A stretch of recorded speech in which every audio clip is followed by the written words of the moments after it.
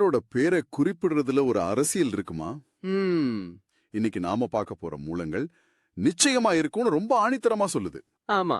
ஒரே நபரோட பேரு ஒரே பத்திரிகையில 2 விதமா ஏன் எழுதப்படுது? அது தற்செயலா நடந்ததா இல்ல திட்டமிட்ட செயலா? திராவிட அடையாள அரசியல் மேல வைக்கப்பட்ட ஒரு கூர்மையான விமர்சனத்தை நாம இன்னைக்கு அலச போறோம். வாங்க பார்க்கலாம். நிச்சயமா. இங்க நாம பார்க்க வேண்டிய மையமான விஷயமே இந்த பேரிடுதலுக்கு பின்னால இருக்கிற அரசியல் தான். ஓஹோ, குறிப்பா திராவிடர் கழகத்தோட அதிகாரப்பூர்வ பத்திரிகையான விடுதலையில வர்ற ஒரு செய்தியை மையமா வச்சுதான் இந்த கட்டுரையோட ஆசிரியர் தன் வாதத்தையே கட்டமைக்கிறார். சரி, அதனால இது வெறும் ஒரு செய்தி அறிக்கையில ஒரு கருத்தியல் நிலைப்பாடு. ஒருத்தரோட சாதி பேரை எப்போ சேர்க்கணும் எப்போ நீக்கணும்னு தீர்மானிக்கிறதுல ஒரு உள்நோக்கம் இருக்குன்னு அவர் குற்றம் சாட்டுறாரு. சரி, அந்த மூலக்கட்டுரையோட ஆசிரியர் ஆரம்பத்திலே ஒரு விஷயத்த ரொம்ப தெளிவா சொல்லிடுறாரு. விடுதலை பத்திரிகை பிராமணர்களை பத்தி எழுதும்போது பார்ப்பான்னு ஒரு வார்த்தையை பயன்படுத்துறதாவும், அதுக்கு பதிலடி கொடுக்கத்தான் தானும் திராவிடத்தாங்கிற வார்த்தையை பயன்படுத்துறதும் சொல்றாரு. முல்லை முள்ளால் எடுப்பது போலன்னு ஒரு விளக்கமும் கொடுக்கறாரு. இது ஒரு விதமான எதிர்வினைன்னு எடுத்துக்கலாமா? ஆமா, அவர் அத அப்படிதான் முன்வைக்கிறாரு. ஆனா அது வெறும் வார்த்தை போர் மட்டும் இல்ல. அப்புறம் அதுக்கு பின்னால ஒரு தொடர்ச்சியான நடைமுறை இருக்குன்னு சுட்டி காட்டுறாரு.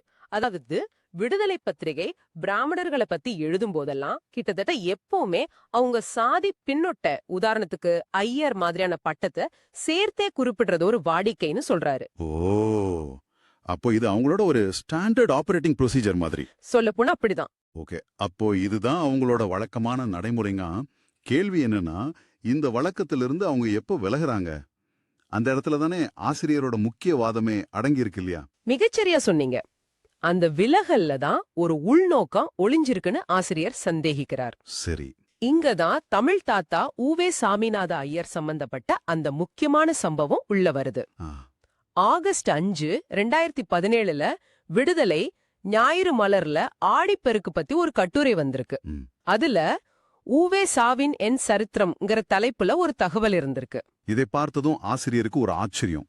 ஏன்னா வழக்கமா ஊவே சாமிநாத ஐயர்னு முழு பேரையும் சாதிப்பட்டத்தோட எழுதுற விடுதலை இப்ப மட்டும் ஏன் ஊவேசான்னு சுருக்கமா சாதி பேரை நீக்கிட்டு போடுது? ஆமா, ஒருவேளை அவங்க திருந்திட்டாங்களோன்னு ஒரு கேள்வி அவருக்குள்ள வந்திருக்கு. அதுக்கு பின்னால ஒரு பெரிய கதை இருக்கு. அந்த கதை என்ன? அந்த கதை ரொம்ப உணர்ச்சிகரமானது. ஈரோடு பக்கத்துல கொடுமுடிங்கிற ஊர்ல ஒரு பெரியவர் அவர்கிட்ட இருந்த பழங்கால ஓலைச்சுவடிகளை எல்லாம் ஆடிப்பெருக்கு அன்னைக்கு ஆத்துல விட போறதா ஊவேசாவுக்கு தகவல் வருது. ஓஹோ, அந்த பெரியவரை போய் பார்க்கும்போது அவர் சொல்றாரு, ஆத்துல விடுறதுதான் எங்க குடும்ப வழக்கம், இது ஒரு சடங்குன்னு. அத கேட்டதும் ஊவேசாவுக்கு தூக்கி வாரி போடுது. ஏன்னா அந்த ஓலைச்சுவடிகளோட மதிப்பு அவருக்கு தெரியும். அது வெறும் பழைய ஏடுகள் இல்ல, அது தமிழ் இலக்கியத்தோட கருவூலம். அதேதான் கரெக்ட். அவர் அந்த பெரியவர்கிட்ட எவ்ளோ கெஞ்சியும் பாக்குறாரு, மன்றாடி பாக்குறாரு. ஆனா அவர் கேக்குறதா இல்ல. அடடா. மனசு உடைஞ்சு போன ஊவேசா அந்த ஊரை விட்டு போகாம பக்கத்து வீட்டு திண்ணையிலேயே ராத்திரி முழுக்க காத்துக்கிட்டு இருந்திருக்காரு. விடியற்காலையில அந்த பெரியவர் ஆத்துக்கு போறத பாத்துட்டு அவரே பின்தொடர்ந்து போயிருக்காரு. ஆமா, அவரை யாருக்கும் தெரியாம பின்தொடர்ந்து போயிருக்காரு. அப்போ அந்த பெரியவர் சுவடிகளை ஆத்துல விட்டதும்? ஆமா, அவர் ஆத்துல விட்ட மறுகணமே ஊவேசா கொஞ்சம் கூட தயங்காம ஆத்துல குதிச்சு அந்த விலை மதிக்க முடியாத பழந்தமிழ் இலக்கியங்களை தாங்கின ஓலைச்சுவடிகளை எல்லாம் ஒன்னு விடாம பத்திரமா மீட்டெடுத்திருக்கார். கேட்கவே சிலிர்க்க வைக்குது. நினைச்சு பாருங்க, அந்த ஒரு மனிதரோட விடாமுயற்சி இல்லன்னா எத்தனையோ இலக்கியங்கள் நமக்கு கிடைக்காமலே போயிருக்கோம். உண்மையிலே ஒரு தனி மனுஷனோட போராட்டம்னா இன்னைக்கு நாம படிக்கிற பல இலக்கியங்களுக்கு காரணம். சரி, இப்ப விஷயத்துக்கு வருவோம். இந்த கதைய விடுதலை கட்டுரை சொல்லிட்டு கடைசியா என்ன முடிவுக்கு வருது? அதுதானே இங்க முக்கியம். அங்கதான் இந்த விவாதத்தோட மையப்புள்ளியே இருக்கு. சொல்லுங்க. அந்த கதைய சொல்லி முடிச்சதும் விடுதலை கட்டுரை ஒரு கேள்வி எழுப்புது. அப்படியானால் பழந்தமிழ் இலக்கியங்களை காவேரி ஆறுதான் அடிச்சு சென்றிருக்குமான்னு கேட்டுட்டு அதுக்கு பதிலா பிராமணர்கள் தமிழர்களுக்கு பொருத்தமில்லாத கட்டுக்கதைகளை சொல்லி வயிறு வளர்ப்பதோடு பழந்தமிழ் இலக்கியங்களையும் பண்பாட்டு ஆதாரங்களையும் அழிக்கும் பணியையும் தொடர்ந்து செய்து வந்தார்கள்னு ஒரு பொதுவான குற்றச்சாட்டை வைக்குது. ஒரு நிமிஷம், நான் சரியா புரிஞ்சுக்கிறேன்னா, ஓலைச்சுவடிய ஆத்துல விட போனவர் ஒரு பிராமணர், அதை வச்சு ஒட்டுமொத்த பிராமண சமூகமும் தமிழ் இலக்கியங்களை அழிச்சாங்கன்னு ஒரு முடிவுக்கு வராங்க. ஆமா, ஆனா அதே இலக்கியத்தை காப்பாத்தின ஊவேசாவும் ஒரு பிராமணர் தானே. இந்த உண்மையை அவங்க எப்படி கையாண்டாங்க? சரியா கேட்டீங்க. மூல கட்டுரையோட ஆசிரியர் இதத்தான் பித்தலாட்டம்னு சொல்றாரு. பித்தலாட்டம்ங்கிறது ரொம்ப கடுமையான வார்த்தை. ஒரு பத்திரிக்கை மேல இவ்வளவு பெரிய குற்றச்சாட்டை வைக்கிறார்னா அதுக்கு ரொம்ப வலுவான ஆதாரம் வேணும். இந்த ஒரு சம்பவத்தை வச்சு மட்டும் அவர் சொல்லலையே. இல்ல, அவர் சொல்றது இதுதான். இலக்கியங்களை அழிக்க முயற்சி செஞ்ச ஒரு தனிநபரோட செயலை எடுத்துக்கிட்டு அத ஒட்டுமொத்த பிராமண சமுதாயத்தோட குணமா சித்தரிக்கிறாங்க. சரி. ஆனா அதே சமூகத்தைச் சேர்ந்த இன்னொருத்தர் தன் உயிரை பணயம் வச்சு அத காப்பாத்துன அந்த மாபெரும் செயலை பாராட்டும் போது மட்டும் அவரோட அடையாளத்தை மறைச்சிடுறாங்க. ஓ, ஊவேசான்னு மட்டும் சொல்றது மூலமா? ஆமா, ஊவேசான்னு மட்டும் சொல்றது மூலமா அவர் ஒரு பொதுவான தமிழறிஞர்ங்கிற தோற்றத்தை உருவாக்கி அவர் பிராமணருங்கிற உண்மைய வசதியா இருட்டடிப்பு செஞ்சிடுறாங்க. இது ஒரு விதமான செலக்டிவ் நேமிங் மாதிரி இருக்கு. அதாவது குற்றம் சாட்டும் போது ஒரு சமூகத்தோட பிரதிநிதியாகவும் பாராட்டும் போது அந்த சமூகத்திலிருந்து அவரை தனிமைப்படுத்தியும் காட்டுறது. கரெக்ட்.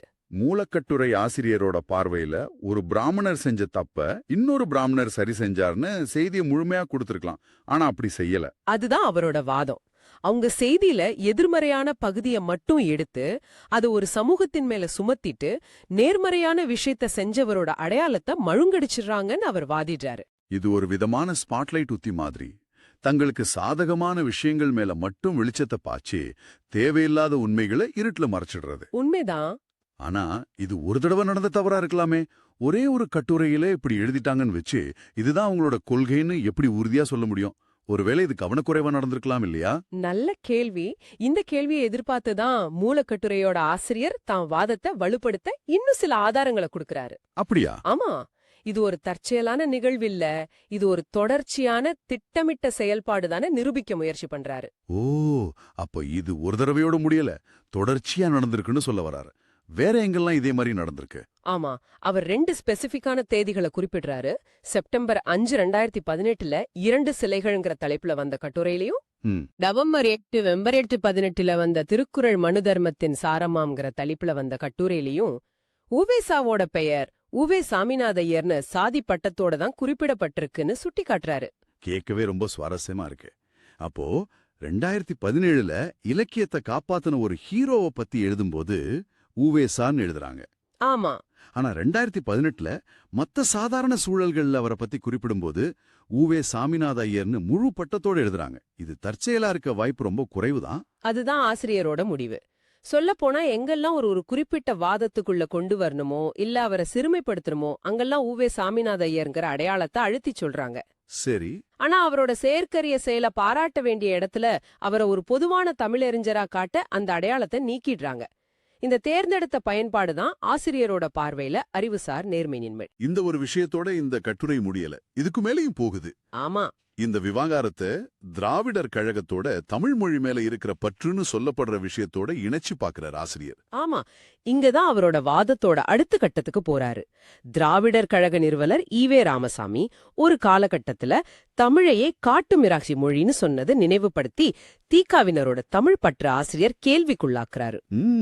அது மட்டும் இல்லாம ரொம்ப முக்கியமான ஒரு உத்திய கையாளுகிறார். என்ன உத்தி அது? அது ஒரு பிரதிபலிப்பு உத்தி அல்லது மிரரிங் டாக்டிக்னு சொல்லலாம்.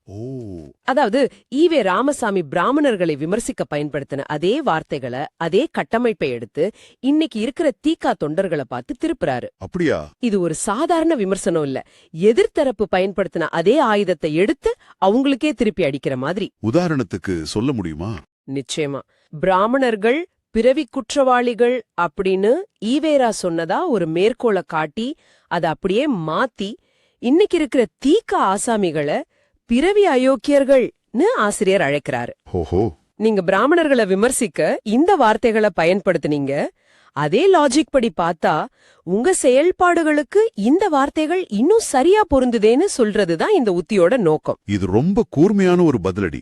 இது அவங்களோட தார்மீக நிலப்பாட்டையே கேள்வி கேட்கிற மாதிரி இருக்கு. அதேதான். இன்னொரு உதாரணத்தையும் சொல்றாரு. பிறவியில் குற்றம் இருந்தாலொழிய புலி புல்லை தின்னாது, அது போன்றதே பார்ப்பனத்தன்மைன்னு ஈவேரா சொன்னதா இன்னொரு மேற்கோளை காட்டுறாரு. சரி. அதையும் அப்படியே திருப்பி தப்பித்தவறி தீகா ஆசாமிகள் யோக்கியத்தன்மையுடன் இருப்பது என்பது பிறவியில் குற்றம் இருந்தாலொழிய சாத்தியமில்லைன்னு எழுதுறாரு. நீங்க மத்தவங்களை விமர்சிக்க பயன்படுத்தின அதே அளவுகோள்களை வச்சு உங்களை அளந்து பார்த்தா அந்த விமர்சனங்கள் உங்களுக்கே கச்சிதமா பொருந்தும்னு சொல்றாரு. கரெக்ட். இது ஒரு இயக்கத்தோட அடிப்படை நேர்மையையே கேள்வி கேட்கிற ஒரு முயற்சி. மிகச் சரியா சொன்னீங்க. ஒருத்தர் மேல ஒரு குற்றச்சாட்டை வைக்கும்போது நாமளும் அதே தப்ப செய்யாம இருக்கோமான்னு பார்க்கணுங்கிறது தான் இதோட அடிநாதம். ம், இந்த உத்தி மூலமா ஆசிரியர் தன் வாதத்தை வெறும் ஒரு செய்தி பகுப்பாய்வுன்ற இடத்துல இருந்து ஒரு இயக்கத்தோட ஒட்டுமொத்த கருத்தியல் நேர்மையும் கேள்வி கேட்கிற இடத்துக்கு கொண்டு போயிடுறாரு. அப்போ நாம இன்னைக்கு பார்த்த இந்த மூலங்களோட ஒட்டுமொத்த சித்திரம் இதுதான். திராவிடர் கழகமும் அதோட விடுதலை பத்திரிகையும் சாதி அடையாளங்களை ஒரு கருவியா ஆமா, தங்களோட அரசியல் தேவைக்கு ஏத்த மாதிரி மாத்தி பயன்படுத்துறாங்கன்னு ஆசிரியர் குற்றம் சாட்டுறாரு. குற்றச்சாட்டுக்கு ஏத்த மாதிரியே ஒருத்தருக்கு சாதி பட்டத்தை சூட்டுவதும் பெருமைப்படுத்த வேண்டிய இடம் வரும்போது அதே பட்டத்தை நீக்குவதும் ஒரு திட்டமிட்ட அரசியல் வியூகங்கிறது தான் அவரோட மையவாதம். ஆமா. இந்த ஆய்வு ஒரு அரசியல் பிளே புக்க நமக்கு வெளிச்சம் போட்டு காட்டுது. அதாவது ஒரு தனிநபரோட செயல் உங்க கொள்கைக்கு சாதகமா இருந்தா அவரை அந்த சமூகத்தோட பிரதிநிதியா பொதுமைப்படுத்துறது. ம், அதே நபரோட செயல் உங்க கொள்கைக்கு எதிரா இருந்தா அவரோட சமூக அடையாளத்தை மழுங்கடிச்சு அவரை ஒரு விதிவிலக்கா காட்டுறது. ஆசிரியரை பொறுத்தவரை இது பத்திரிகை தர்மம் இல்ல, இது வெறும் பெயரை வச்சு நடத்தப்படுற ஒரு கருத்தியல் போர். தகவலுங்கிறது வெறும் தகவல் இல்ல, அது எப்படி எந்த சூழல்ல வழங்கப்படுதுங்கிறது தான் அதோட உண்மையான தாக்கத்தை நிர்ணயிக்குதுங்கிறத இது ரொம்ப தெளிவா காட்டுது. நிச்சயமா ஒரே சம்பவம் 2 விதமான பெயரிடுதல் மூலமா 2 வெவ்வேறு கதைகளை சொல்லுது. உண்மைதான். ஒன்னு ஒரு சமூகத்தை குற்றவாளியாக்குது, இன்னொன்னு ஒரு தனிநபரோட வீரத்தை போற்றுது. ஆனா ரெண்டுக்குமான ஆதாரம் ஒரே நிகழ்வுதான். இந்த நுட்பமான வேறுபாட்டை புரிஞ்சுக்கிறது தான் இங்க முக்கியம். இத பத்தி நீ யோசிச்சு பாருங்க. எந்த ஒரு கருத்தியல் விவாதத்திலும் ஒரு பெயர், ஒரு பட்டம் மாதிரியான சின்ன சின்ன விஷயங்கள் கூட ஒரு பெரிய கருத்தை வலுப்படுத்த எவ்வளவு சாமர்த்தியமா ஒரு கருவியா பயன்படுத்தப்படுது. நாம படிக்கிற கேட்கிற செய்திகள்ல ஒளிஞ்சிருக்கிற இந்த மாதிரியான நுட்பமான சித்தரிப்புகளை நம்ம எப்படி அடையாளம் கண்டு உண்மை